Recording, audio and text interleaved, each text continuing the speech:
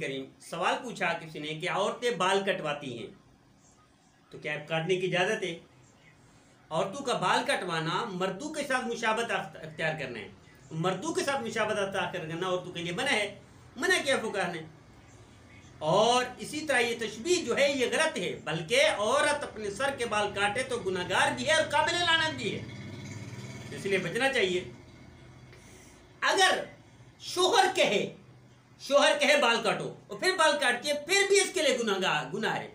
इसलिए अल्लाह के रसूल की नाफरमानी किसी बंदे के लिए करना, किसी बंदे के कहने पर करना, वो भी इजाजत नहीं है, चाहे वो शोहर क्यों ना कहे।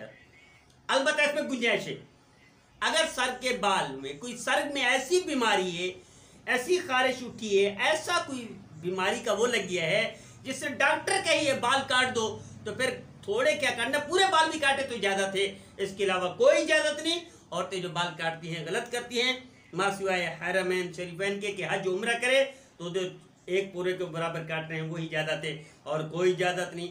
अल्लाह हमारी बहनों को नबी करीम सल्लल्लाहु अलैहि वसल्लम का फरमाबरदार बनाए।